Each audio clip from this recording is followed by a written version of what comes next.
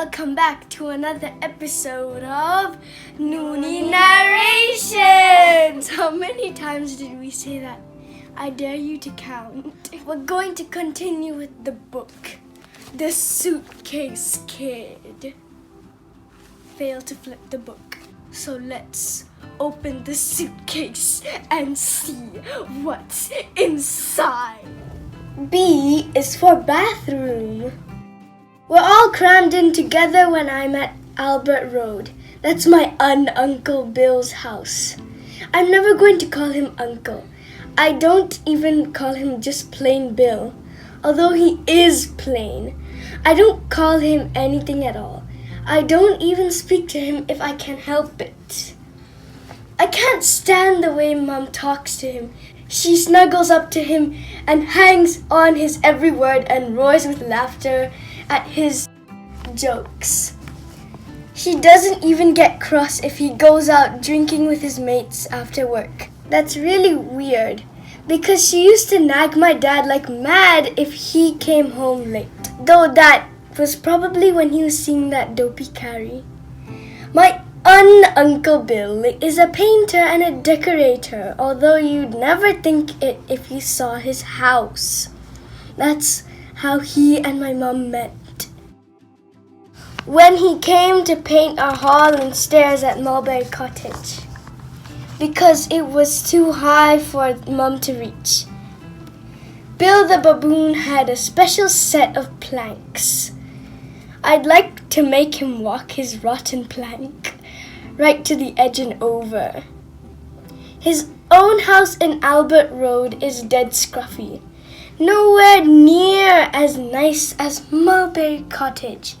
So I can't see why my mom makes out she likes it here.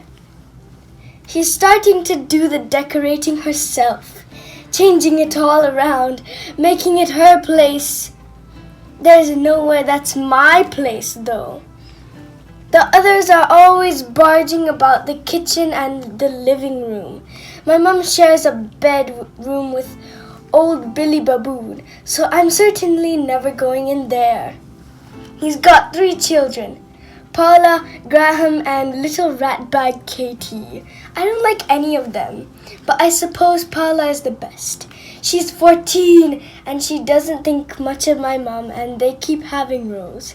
I encourage this like mad because then my mom might get fed up and want to leave. And then all I've got to do is get my dad to leave Carrie and we could all be a family again. We might even be able to buy back Mulberry Cottage and start all over again, living happily ever after. The end. It's not the end, though. Paula has her own bedroom and she's got pop posters all around the room and she plays her stereo system so loud that the whole house shakes. She's got special earphones, but she deliberately doesn't use them. We're the ones that need earphones. It's funny. Paula is so noisy, yet Graham is the most silent boy you could ever imagine. He's 12, yet I'm much taller than him. If we had a fight, I know I'd win, easy peasy. But he's not the fighting sort.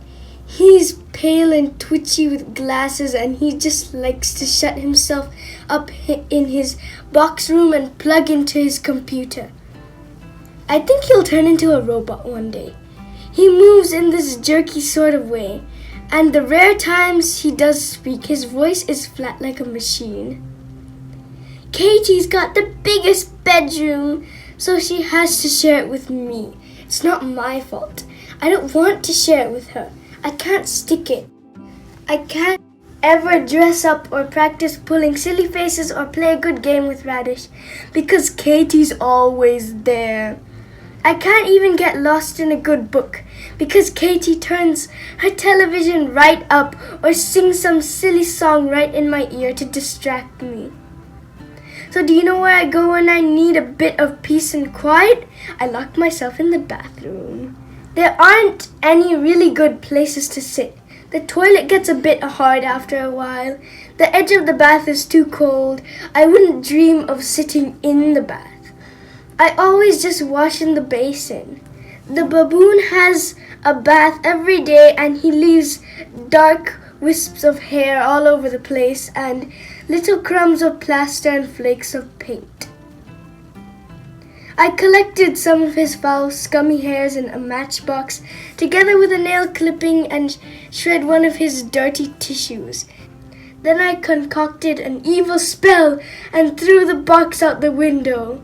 I waited hopefully at the next day for the news that he'd fallen off his ladder, but he didn't. Magic doesn't work. I should know that by now. I wished enough times that Mum and Dad and I could be together again in Mulberry Cottage, and it hasn't happened yet. Even when I'm locked in the bathroom, I can't always concentrate on my book. I used to read heaps and heaps, and I got through every single story in the book box at school. And I went to the library too and had my own collection of paperbacks. Nearly 50 of them. Some of them really big, hard, nearly grown-up books. But now my own books are shoved in a cardboard box somewhere and I can't get at them. And all the books from school and the library suddenly seem boring. I can't get into the stories.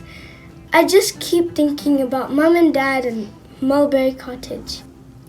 So now I choose really babyish books to read. Stuff I read years ago, when I was 6 or 7 or 8. I can't remember reading the stories the first time round, and sometimes I can kid myself I'm little again, and everything's all right. Sometimes it doesn't work, even in the bathroom by myself. So then I generally play a game with Radish. She loves the bathroom. It's her favorite, best ever place. Don't forget she's only 4 centimeters tall. The basin and the bath are her very own leisure pool. I generally fix up a super slide by knotting Paula's tights together and hanging them from the door hook to the bath tap. Radish hasn't got a very slippery bottom, so I soap her a lot to make her slide satisfactorily. This means Paula's tights get a bit soapy too, but that can't be helped. Radish certainly doesn't fancy a swim in the baboon's hairy lair, but she likes a quick dip in the basin, and she's getting very good at dives off the windowsill down into the water. Sometimes she somersaults as she goes. When she starts to get a bit shivery, I dry her in the towel. And then she warms up using the sponge as her own bouncy castle. When she's tired of this, she generally begs me to make her a snowman. I know this will get us into trouble, but I don't care. I take the baboon's shaving foam and we make all the snowdrifts, and then we start sculpting them into snow people. Last time I got a bit carried away. I made a snow girl and a snow rabbit, and then I made a snow cottage. Alright, it looked more like a big blob than a cottage. But the snow girl and the snow rabbit liked it a lot. I tried to do a tree too, but the shaving foam went off foot, and I realized I used it up. It says foot here, okay? Nearly a whole can. The baboon beat his chest and bellowed in the morning, but Radish and I didn't care. The content of the suitcase was very interesting, and it had a bathroom inside of it. B is for bathroom. And I know all of you are feeling bad for crying Andy, but don't worry, this book has a happy ending. But I'm not going to give you spoilers. So we'll see you in the next suitcase opening for C is for cottage. Did I spoil it? Make sure you like and subscribe. Hit the notification button. And share it with your friends. And we'll see you in the next episode. Bye! What was with that voice?